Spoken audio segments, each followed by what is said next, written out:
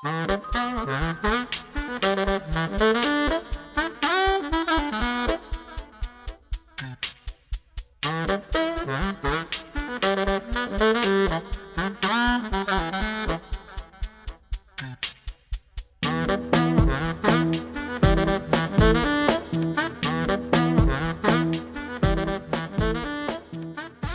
bienvenue à vous tous pour cette nouvelle rencontre Avenue Centrale. Donc, nous avons le plaisir d'accueillir aujourd'hui le professeur Alain Berthaud, qui ressemble exactement à ce que l'on peut appeler un universitaire français accompli. C'est pas enregistré, ça. Peut-être. Donc, il est actuellement professeur d'anthropologie à l'université de Paris 8, chercheur au laboratoire Architecture, Ville, Urbanisme, Environnement, laboratoire LAVU. Alain Berthaud a présidé la 20e section du Conseil national des universités. D'ailleurs, tout à l'heure, tu as rencontré une de tes collègues, je crois, qui est venue te saluer, qui est fréquentée dans ce cadre-là. Tu as également dirigé l'école doctorale de l'université Paris 8 et, last but not least, tu es aujourd'hui directeur de la MSH Paris Nord, qui, si elle était entourée d'un cirque montagneux, serait la plus belle de France. Absolument. Les travaux d'Alain Berthaud se conçoivent comme une anthropologie du présent, et plus précisément, une anthropologie du ressentiment mondialisé. Il a publié récemment « Les enfants du chaos », essai sur le temps des martyrs, à la découverte. L'ouvrage, d'ailleurs, est ici, en accès. Et depuis plus de 10 ans, il recense et analyse les phénomènes d'émeutes et représente aujourd'hui l'un des observateurs les plus aiguisés, les plus acérés du phénomène terroriste dont les travaux font référence. Le chercheur Olivier Roy, dont nous parlions tout à l'heure, confesse d'ailleurs dans son dernier livre, Le djihad et la mort, avoir emprunté la formule que tout le monde connaît: le terrorisme ne provient pas de la radicalisation de l'islam, mais de l'islamisation de la radicalité. Voilà, tout le monde la connaît, c'est une formule donc dont tu es l'auteur. Nous le savons maintenant. J'imagine que tu vas y revenir d'ailleurs durant ton exposé. On va t'écouter 30 minutes environ. Un petit peu avant la fin de ton temps de parole, je te ferai un signe discret, puisque nous n'avons pas aujourd'hui, en l'absence de Laurence Raphaël, le gong traditionnel pour signaler de manière sonore la fin du temps de parole, mais je te ferai un signe de la main, et tu auras 5 minutes pour conclure, et puis après nous aurons le temps de poser toutes nos questions donc à Alain Berthaud, et ensuite un petit temps convivial, donc autour d'un buffet au rez-de-chaussée. Voilà. Merci à vous tous, merci à toi Alain, et nous t'écoutons. Merci. Je vais mettre ça à 0. Voilà. J'essaye de mettre à 0. Voilà, ça y est. Bien, bonjour à toutes et à tous. Merci Laurent de m'avoir invité, ce qui m'a permis de découvrir cette ville et cette MSH. Je reviendrai vraisemblablement. Je vais essayer d'être clair en 30 minutes. Ce qui n'est pas simple parce que mon propos est un propos d'ambition générale. Je fais du travail de terrain, effectivement. Non seulement je recense les émeutes, mais pour comprendre ce que je recense, je suis ethnologue, donc je vais voir ce qui se passe. Depuis 2 ans, avec une petite équipe de doctorants, on travaille sur la question du djihad. Alors pour le coup, c'est pas moi qui fais le terrain au Kurdistan irakien, j'ai plus l'âge. Mais par contre, sur place, en France, le travail avec les familles, ici, on le fait. Donc, ce que je vais vous dire est appuyé sur un véritable travail d'enquête et sur une expérience qui me fait me convaincre, et je vais essayer de vous convaincre aussi, qu'on ne va pas chercher... Je ne vais pas vous donner sur la question du djihad, je ne vais pas vous donner des secrets de famille ou des secrets d'enquête. Il n'y a pas la formule magique qui va nous permettre de comprendre ce qui nous arrive pour pouvoir ensuite éradiquer le mal. Ma conviction profonde, c'est que ce mal est profond, qu'il est durable, qu'il a de multiples causes, parce qu'en réalité, il est une des dimensions de l'époque dans laquelle nous vivons, que nous appelons mondialisation, mais qui est une époque dont les caractéristiques objectives et subjectives sont beaucoup plus larges que ce qu'on met en général dans ce mot mondialisation, qui est surtout un terme d'économie financière, finalement. Et c'est au fond, c'est le côté obscur de la mondialisation, le djihad, et c'est pour ça que même si aujourd'hui Daesh est vaincu militairement en Syrie, non seulement la guerre n'est pas finie, mais Daesh non plus. Voilà. Il y a un livre qui va paraître dans peu de temps. Il y a un article dans Le Monde hier de Farhad Koskokavar, qui est un grand connaisseur, qui a fait aussi beaucoup d'enquêtes et qui travaille aussi avec une équipe de jeunes chercheurs sur le djihad, qui propose l'idée que, en fait, selon la belle formule sociologique, c'est un fait social total. Voilà, c'est pas une anomalie de notre temps. Je vous rappelle, parce que une des dimensions de cette époque que nous vivons, c'est que c'est une époque particulièrement violente. C'est par là que je vais commencer. Par la violence. La question de la religion vient aussi. J'y reviendrai après. Mais la question de la violence est une dimension essentielle de notre époque. Je vous rappelle que ce siècle s'est ouvert sur 2 événements politiques à dimension mondiale majeure, qui sont 1, les attentats de New York, le World Trade Center, et 2, les émeutes de Gênes, première grosse émeute politique contre les sommets mondiaux, avec la mort d'un jeune, Carlo Giuliani. Donc ça a été aussi ouvert le siècle par les forums sociaux mondiaux, mais j'y reviendrai. Donc cette époque qu'on appelle mondialisation et qui commence en fait dans les années 90, elle se caractérise par d'abord par une nouveauté dans la présence de la guerre dans notre vie et dans le monde. Il y a eu tout un débat il y a quelques années sur le livre de Steven Pinker qui est sur la fin de la violence, avec des arguments qui peuvent être très forts sur l'idée que il y a effectivement un recul des guerres dans le monde, avec l'argument qu'il y a une sorte de civilisation qui est portée par la mise en place d'États démocratiques dans le monde. Hélas, les dernières années ne lui donnent pas complètement raison, et notamment parce que quand on calcule ce qu'on appelle des guerres, il faut être très clair sur ce qu'on regarde. Et je m'appuie là-dessus, les courbes que vous avez sur l'écran en sont tirées. Je m'appuie sur un rapport sur la violence qui est paru il y a quelques années, qui lui-même s'appuie sur la question de la guerre sur une base de données d'une université suédoise. Et qu'est-ce qu'on voit sur ce que vous voyez à l'écran? En bleu, les guerres interétatiques et le nombre de morts. Et on voit bien qu'à partir de 2001, il y a une quasi-disparition et une perte. Enfin, il n'y a plus de morts de ce côté-là. Par contre, la courbe du bas, ce sont les guerres civiles avec intervention étrangère.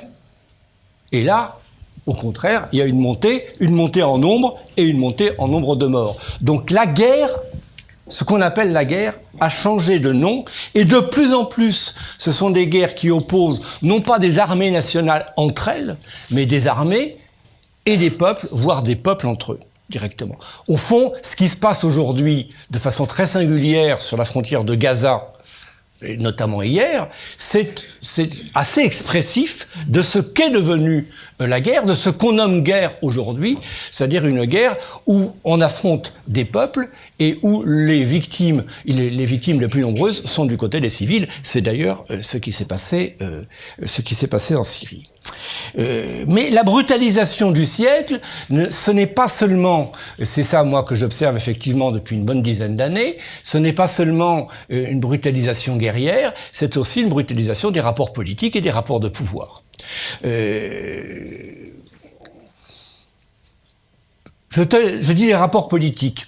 Mon hypothèse est que ce que j'observe comme une montée inexorable du nombre d'émeutes dans le monde, ce que vous voyez là, depuis le début du siècle. En fait, j'ai commencé à les compter, j'ai commencé à regarder en 2007. Parce que j'ai été confronté, parce que j'y habite notamment en banlieue parisienne et à Saint-Denis, alors que je travaillais depuis très longtemps sur la banlieue, aux émeutes de 2005 en France. que tout en étant sur place, j'ai pas compris grand-chose, et puis surtout tout en ayant travaillé sur la banlieue pendant des années et des années, j'ai rien vu venir. Je me suis dit là, voilà, il y a peut-être quelque chose à travailler qui mérite une véritable démarche scientifique sur le long terme. Donc je me suis mis à les compter, à regarder, et je me suis aperçu qu'il n'y avait pas qu'en France. Et donc je les ai comptés dans le monde entier. C'est un travail qui me prend 2 heures tous les matins à peu près, depuis 10 ans. Et bon, vous n'avez pas tout là, mais vous voyez que de 2009 à 2011, ça continue à monter. Quand j'ai fait mon livre « Le temps des émeutes », on était en 2009, j'ai pu travailler sur des cas d'espèces relativement peu nombreux. J'en avais que 350 ou 500 à regarder. Maintenant, c'est 2000 par an. Voilà. Et une montée et une stabilisation à un très fort niveau. Alors, les couleurs, hein, le jaune, c'est l'Europe. Ici, c'est l'Asie, l'Océanie, hein, très peu en Océanie. Le continent Amérique nord, sud, centrale et Afrique en bleu. Voilà. Donc, contrairement à ce qu'on pourrait penser, ce que pensent certains commentateurs, cette montée des émeutes n'est pas une montée de soulèvement révolutionnaire contre la mondialisation. C'est au contraire la manifestation d'une perte de perspective politique, de perspective politique pacifique ou violente. Moi, ce que j'ai observé comme passage à l'acte sur le terrain, en Europe, mais pas seulement en Europe, ça se ressemble toujours, c'est-à-dire que ce sont des gens qui prennent des risques inconsidérés, considéré au sens où c'est pas calculé à l'avance la plupart du temps. D'un point de vue légal, tout simplement, hein, on risque quand même de se retrouver au tribunal, en comparution immédiate et de prendre lourd. Dans d'autres continents, on risque plus gros. Moi, j'ai assisté à des émeutes de collégiens au Sénégal, où j'ai appris le lendemain matin que y en a un qui était mort parce que les forces spéciales les avaient poursuivis dans le collège. Donc, c'est toujours des risques. Or, ce qui m'a toujours frappé, c'est que ces risques sont pris en général par des gens très jeunes, mais en n'ayant absolument aucun espoir de gagner. C'est pas la prise du palais d'hiver. C'est justement parce qu'il n'y a pas d'espoir de gagner, parce qu'on n'arrive pas à dire les choses autrement, que ça se dit comme ça, et que les actes sont des mots, mais des mots de rage désespérée. Alors, une des caractéristiques de notre époque, justement, c'est la fin de l'idée révolutionnaire. On a du mal des fois à se rappeler à quel point le 19e siècle et le 20e siècle, dans la foulée de la Révolution française, relayée par les révolutions de 48, de 1917 au 20e siècle, à quel point nous avons vécu dans l'idée d'abord que l'histoire avait un sens. Il y avait un passé qui éclairait le présent, un présent qui allait préparer l'avenir, avec des lendemains qui chantent, que ces lendemains soient sociodémocrates, chrétiens, démocrates, communistes, anarchistes, mais nous avons tous vécu là-dedans. Dans un certain régime d'historicité, comme dit François Hartog, dont le livre est sous vos yeux, et il y a une rupture de ce point de vue-là, à la fin du XXe siècle, qu'on a appelé le présentisme, mais qui nous touche tous. Et du coup, si le présent ne prépare plus l'avenir, on a même un problème avec le passé, parce que le passé lui-même ne sert plus à grand-chose. On fait plus de l'histoire, d'ailleurs, on fait de la commémoration. C'est-à-dire qu'on convoque le passé, mais non pas pour éclairer le présent, mais pour justifier le présent, ce qui est pas tout à fait pareil. Une des raisons de cette disparition de l'historicité, me semble-t-il, est à chercher du côté de la disparition de l'idée même de révolution ou de transformation de l'état des choses existants à travers l'État et à travers le gouvernement. C'est-à-dire, il y a la disparition de l'idée de révolution, et il y a même la disparition de l'idée d'une possible intervention collective sur le réel à travers le pouvoir d'État, ce qu'on appelle la politique. Les deux sont très liés. La politique, au fond, c'est c'est la révolution prolongée de façon pacifique. Enfin, c'est le peuple maître de son destin. C'est d'ailleurs sur cet absentement et sur cette fin que et sur cette idée de la révolution et de la politique, personne s'en est aperçu au départ. Hein. Alain Badiou a parlé de désastre obscur à propos de la fin du mur et de la fin du communisme, mais c'est vrai que ça reste obscur. Cette grande libération qu'a été la fin du mur de Berlin et l'écroulement et la réunification de l'Allemagne et toutes les conséquences, on n'a pas mesuré toutes les conséquences que ça allait avoir. Ça a eu des conséquences sur le communisme, bien sûr, sur la perspective communiste, mais ça a eu des conséquences sur la politique en général, dans le monde entier, qu'on a essayé de remplacer par autre chose, et notamment c'est là que s'est installé le processus des forums sociaux, en 2001, comme le World Trade Center et comme Gênes, mais avec une règle bien précise. J'ai aussi traîné un peu mes guêtres dans ces lieux-là et fait un peu d'ethnologie des mouvements sociaux à l'intérieur des forums sociaux. Il y avait bien l'idée que surtout il ne fallait pas parler de prise de pouvoir, surtout pas de stratégie politique, surtout pas de parole autorisée et pas de représentants.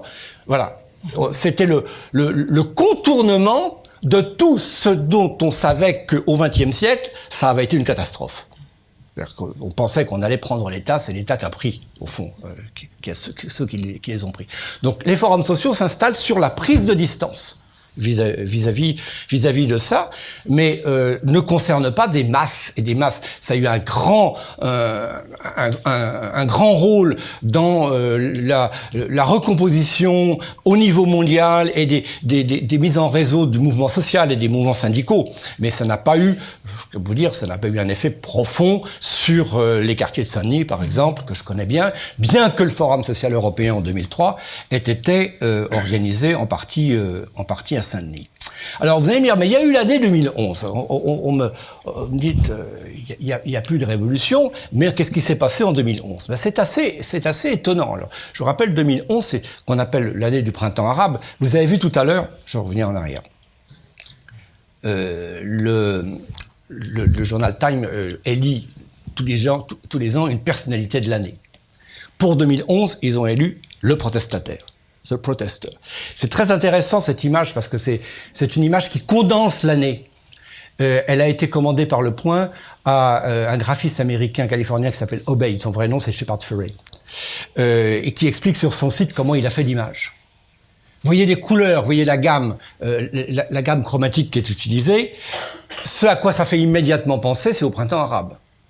Or, cette image a été faite à partir de la photo d'une Californienne d'Occupy Wall Street. Bon, je vous fais pas. Il y a toutes les photos sur le site. Donc, il y a un télescopage qui indique qu'il y a quelque chose en commun entre des mobilisations de cette année-là, mais ces mobilisations, elles s'échelonnent dans le temps en réalité. L'année 2011 commence l'hiver par l'insurrection tunisienne et l'insurrection égyptienne, puis d'autres au cours du printemps. Ça commence en fait le 10 décembre 2010. Ensuite, au printemps, il y a l'occupation de la Puerta del Sol, ce qu'on appelle les Indignés en Espagne. Et sur le modèle de l'occupation de la Place Tahrir. Et le 15 octobre 2011. Sur ce modèle-là, c'est bien expliqué dans le livre de mon collègue David Gruber, qui est anthropologue américain et qui était sur place, qui a été un acteur aussi d'Occupy Wall Street. Il y a Occupy Wall Street. Donc on a un mouvement mondial de soulèvement. Mais regardez bien ce mouvement mondial de soulèvement, il y a deux caractéristiques qui me semblent absolument essentielles. Un, ce sont des mouvements qui évitent la question de l'État. Le mot d'ordre, c'était dégage. Il y a deux pays qui ont réussi, mais ils ont un soulèvement formidable. Mais les Tunisiens en 2011, ils n'ont pas pris le pouvoir. Ils ont fait tomber les murs de Jéricho, mais ils se sont arrêtés à la limite des murs et ils ont laissé des vieux politiciens, en général, qui étaient en exil, des professionnels, s'occuper des choses. Et du coup, il y a un décalage qui s'est construit entre ce qui étaient les aspirations profondes de soulèvement populaire qui a été jusqu'au fond de la Tunisie populaire, pauvre, Sidi Bouzid, c'est en plein centre, et puis il y avait le sud, du côté des mines de phosphate, de Gafsa. Il y a eu un décalage entre ce qui s'est passé dans les palais parlementaires de Tunis et ce qui s'est passé, et ce qui avait soulevé les Tunisiens. Et on peut comprendre après comment ce décalage a pu se transformer en fait que la Tunisie, malgré cette révolution, ou peut-être à cause, est devenue une des plus grosses fourvoyeuses de combattants en Syrie, dans le monde. Voilà. Donc, première chose, ils ont évité l'État, ils ont évité la prise du pouvoir, et deuxième chose, et donc Occupy Wall Street, c'est pareil. 600 villes occupées, 600 villes avec des rassemblements, mais qu'est-ce qu'on attendait? Que les murs de Jéricho tombent? Mais ils ne sont pas tombés. Donc, on est passé à autre chose. Donc, c'est une expérience de soulèvement non révolutionnaire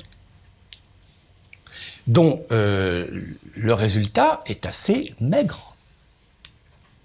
Parce qu'au fond, aussi, le résultat, il y a eu la Tunisie qui est passée à une démocratie occidentale, avec des avancées sur les libertés qui ne sont pas négligeables. L'Égypte est revenue en arrière. L'État libyen a été détruit par l'intervention anglo-française sans reconstruction, sans plan de reconstruction. Et le reste, la Syrie, le Yémen, bon, je ne développe pas, mais c'est une guerre qui a commencé et qui n'est pas finie, et qui a fait des centaines de milliers de morts. Donc il y a la fin de l'histoire, subjective, il y a la fin de l'idée révolutionnaire et de sa possible réalisation, mais il y a de la colère qui reste. Et comment elle se traduit, cette colère? Comment elle se traduit? Je vous parlais tout à l'heure de jeunes qui prennent des risques insensés en étant sûrs de perdre. C'est terrible. Voyez ce qu'ils ont écrit 3 ans plus tard. Il y a un pointeur là, oui. Les émeutiers de Ferguson, après la mort des jeunes aux États-Unis. Si nous brûlons, vous brûlerez avec nous. C'est une citation d'un film qui s'appelle Hunger Games. Voilà. Ici, je suis bien désolé que ce livre n'ait jamais été traduit ni en français ni en anglais. C'est une collègue, Anna Maria Rivera, une collègue anthropologue italienne, qui a fait un livre sur le suicide et sur les immolations par le feu. Parce que une des caractéristiques de l'époque, mais ça passe pas bien dans les médias, on en parle, mais il y en a beaucoup. Ce sont des immolations par le feu. C'est-à-dire cette idée de on prend des risques pour dire quelque chose, on met en danger son corps, enfin jusqu'au bout. On meurt. C'est comme ça que ça a commencé en Tunisie, avec l'immolation par le feu de Mohamed Bouazizi, mais ne croyez pas que ça soit limité à la Tunisie. C'est à Saint-Denis où j'habite, ces dernières années, on en a eu 2, dont une réussie, sur les marges de la mairie. Une femme qui n'avait pas de logement, et à qui on n'en attribuait pas. Il y en a eu, y compris en France, il y en a dans le monde entier. Quant à la dernière phrase, c'était au printemps 2016, au moment de la mobilisation contre la loi El Khomri, sur les murs de l'université de Nanterre. Donc, voilà les caractéristiques de l'époque. Maintenant, une époque, ça se vit, et une époque, c'est aussi l'époque d'une génération.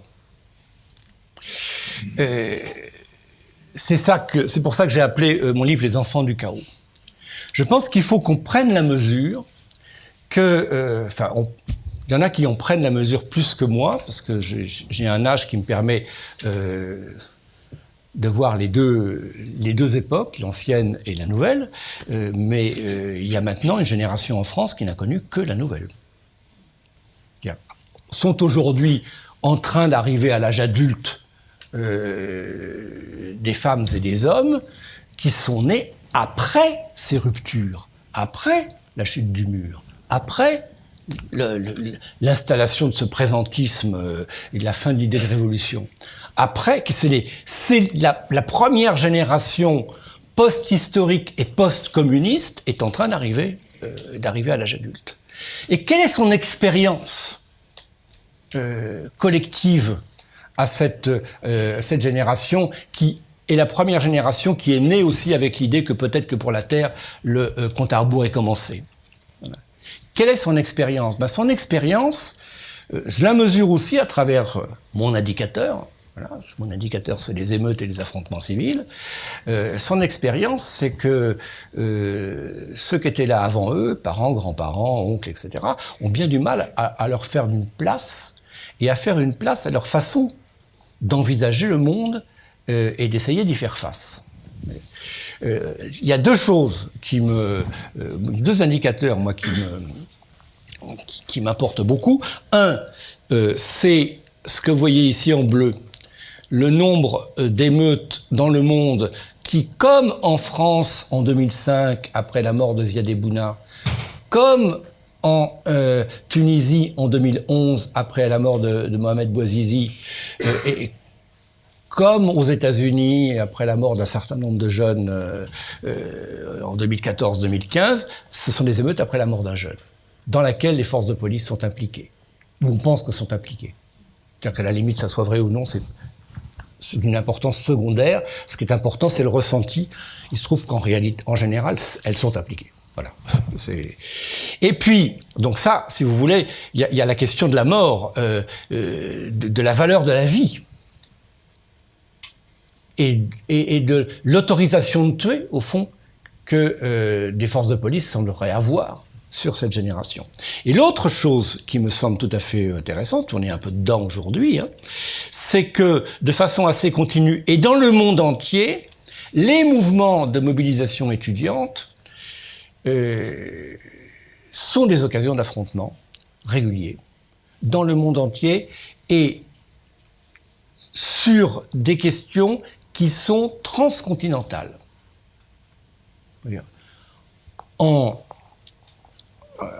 En 2010, oui, en Angleterre, il y a eu des affrontements et des émeutes importants. Le siège du Parti conservateur avait été brûlé à ce moment-là, à cause de l'augmentation des droits d'inscription à l'université.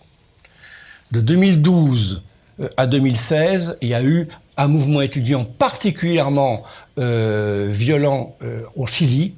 Pourquoi? À cause du droit d'inscription à l'université. En 2012, il y a eu ce qu'on appelle au Québec le printemps érable. C'était après le printemps arabe. Un printemps de grande mobilisation avec des affrontements avec la police. Pourquoi? L'augmentation des droits d'entrée à l'université. En Afrique du Sud, il y a 3 ans, certaines universités ont été saccagées, des amphis brûlés, etc., par la colère de la population étudiante. Pourquoi? L'augmentation des droits d'inscription à l'université. Donc, la question de l'accès et du prix, de l'investissement que les institutions sont prêtes à concéder pour cette génération-là est une question sensible, ultra sensible dans le monde entier. C'est une question générationnelle. Ça, c'est une des premières caractéristiques de cette génération. La deuxième caractéristique principale, il n'y en a pas d'autre, que l'on peut mesurer à travers les événements violents, c'est, je vous disais tout à l'heure, c'est pas les prémices d'une révolution. Ah non, c'est pas les prémices d'une révolution, parce que ce qui, si vous voulez, je prends tous les événements violents, tout ce qui est affrontement civil dans lequel l'armée, il n'y a pas 2 armées l'une en face de l'autre. Voilà. Et puis ensuite, je fais le tri en fonction des situations. Dire, au fond, qu'est-ce qui amène les gens au passage à l'acte ou à prendre des risques? Et il y a des émeutes ouvrières, il y a des mobilisations étudiantes, il y a des émeutes pour les services urbains en Afrique du Sud, assez régulièrement en ce moment. En fait, c'est très très varié. C'est très varié, et c'est plutôt cette variété va plutôt en s'étendant, c'est-à-dire de plus en plus variée. Des émeutes autour des puits, il y en a aussi bien en Amérique latine qu'en Afrique, des coupures d'électricité, etc. Sauf que, inexorablement, il y a quelque chose qui augmente et que j'ai mesuré à travers cette courbe. Ce sont des émeutes où les gens ne sont pas face à leur propre gouvernement, mais soit face à d'autres gens, soit à un gouvernement ou à une armée qu'ils considèrent comme une armée d'occupation. C'est-à-dire qu'ils sont dans des conflits qui sont des conflits identitaires. Alors, il y a des conflits identitaires anciens et encore tout à fait éruptifs. Hein. C'est par exemple le Cachemire indien. C'est tous les jours. Absolument tous les jours. C'est bien sûr la Palestine. Il y en a qui sont un peu plus calmés, c'est l'Irlande du Nord. Voilà. Il y en a qui sont avec des retours de flammes réguliers, c'est la question indigène en Amérique latine. Voilà. Et puis, il y a des nouveaux conflits. Il y a des nouveaux conflits communautaires qui sont en augmentation rapide. Alors voilà comment je les ai en gris, ce sont les conflits que j'appellerais géopolitiques classiques, Cachemire, Palestine, etc. En orange, ce sont les conflits communautaires, soit ethniques, soit religieux, qu'on va augmenter. Et puis, j'ai rajouté à ça, en jaune, quelque chose qui me semble tout à fait significatif de l'époque aussi, parce que, au fond, l'unité nationale et la pacification communautaire, on l'a réglé comment depuis 2 siècles ? Par la démocratie, par les élections. Pour éviter que des conflits autour d'une place comme à Istanbul, il y a 6 ans, la place Taksim, que des conflits autour des transports, comme à Rio de Janeiro, juste avant la Coupe du Monde, ne tournent à l'émeute, il y a quand même un moyen simple qu'on semblait définitivement installé, qui est que, voilà, il y a ceux qui sont pour, il y a ceux qui sont contre, on vote et puis on tranche. C'est à tel point un élément de pacification que je vous rappelle que c'est comme ça que le général de Gaulle, président de la République, le 29 mai 1968, a mis fin au mouvement de 68. 3 phrases.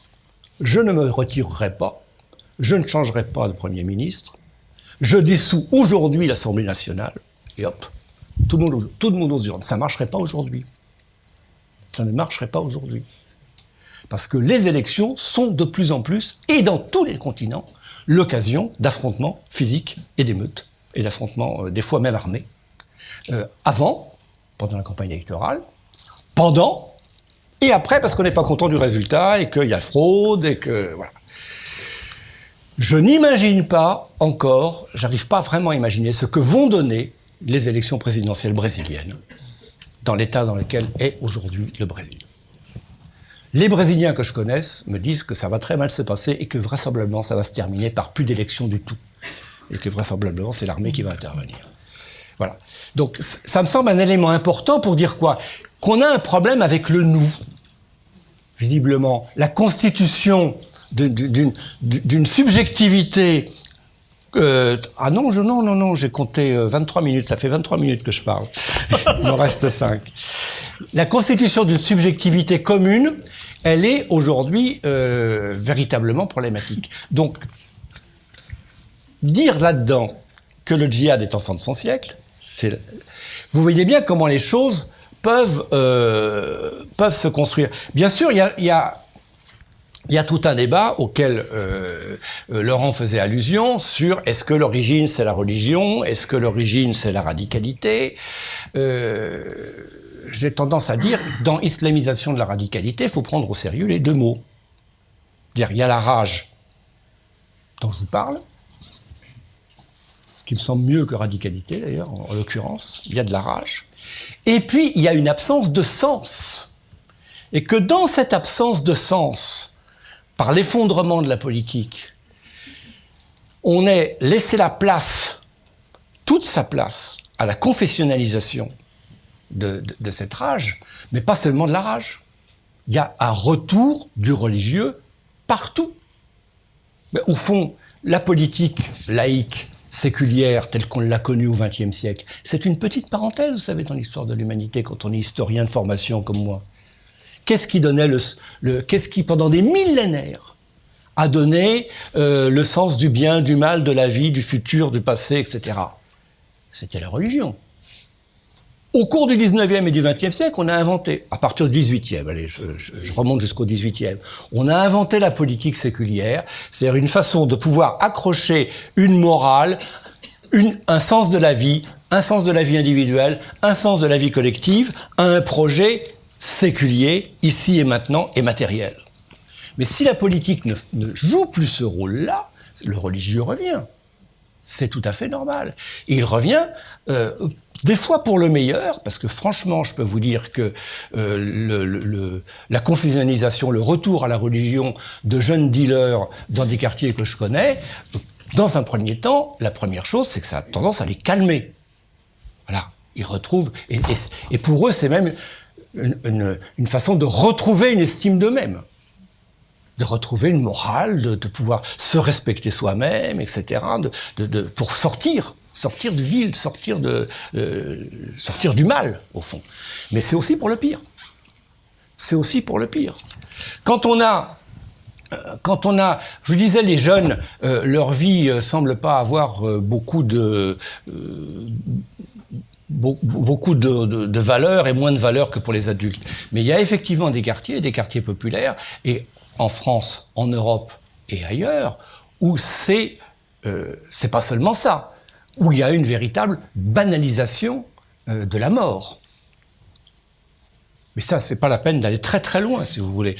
Le quartier d'où sort Amédi Coulibaly, qui a été le meurtrier des clients et des salariés de l'Hypercacher en janvier 2015, la Grande Borne, à Grigny, que je connais bien, on a une équipe qui travaille dessus depuis très longtemps.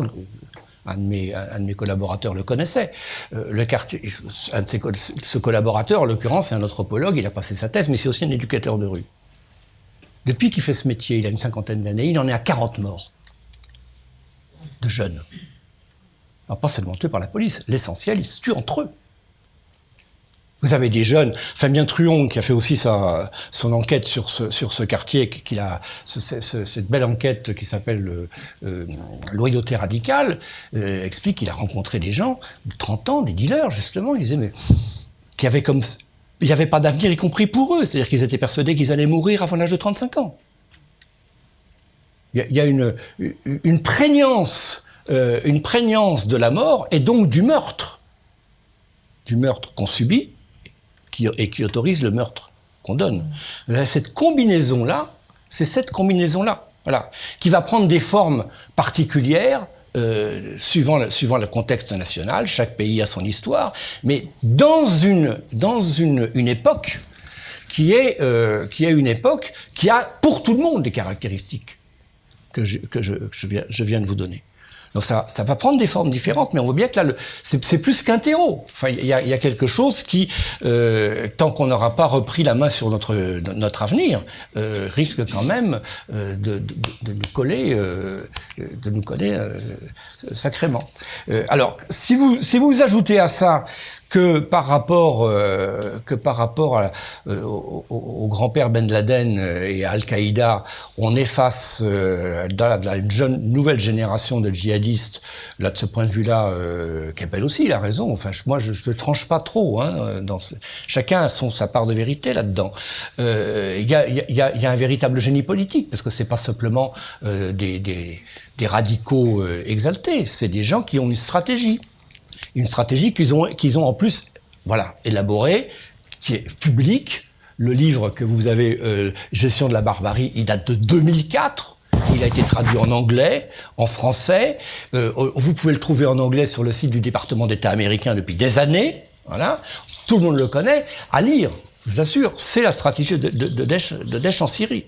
C'est-à-dire qu'il y a un véritable mouvement politique, un mouvement mondial. Il ne me reste plus que 2 slides. Un mouvement mondial. Là, c'est une autre banque de données que je vous incite à aller regarder si vous voulez. C'est l'Université de Maryland. C'est le terrorisme. Il faut ce sont les actes, les attentats. Cette carte, je l'aime bien parce que, si vous voulez, ça relativise un peu notre situation. Hein.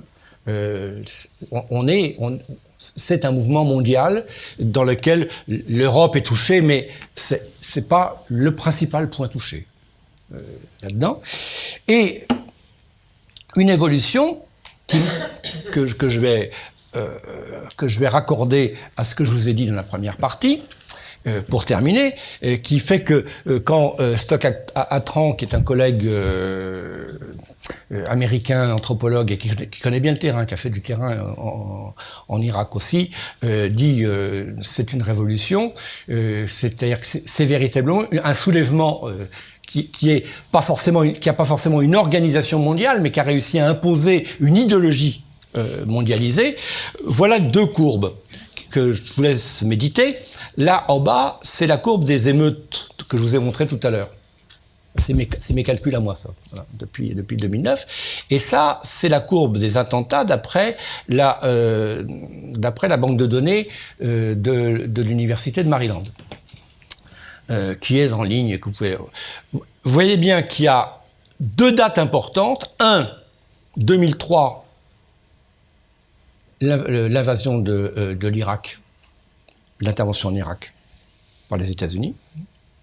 Et 2011, l'échec du soulèvement et de l'année 2011. Et là, c'est exponentiel à partir de là. Donc, nous avons... il y a quelque chose qui est de l'ordre d'un phénomène Je reprends la formule de mon collègue Kosokavar, un fait social total. Donc, dans la traduction anglaise qui va paraître en octobre, mon livre a changé de titre, mais j'aime bien le nouveau titre, L'âge de la violence, crise de l'action politique et fin de l'utopie, parce que c'est un peu ça que j'ai essayé de vous faire percevoir et de vous faire partager dans ces 32 minutes. Non, c'est vrai, j'ai un tout petit peu dépassé. Et pour vous dire qu'il n'y a pas que les aspects, vous le savez bien, il n'y a pas que les aspects confessionnels de cette violence qui sont présents. La photo d'à côté, c'est une photo que j'ai prise moi-même le 1er mai à Paris, quai d'Austerlitz. Voilà.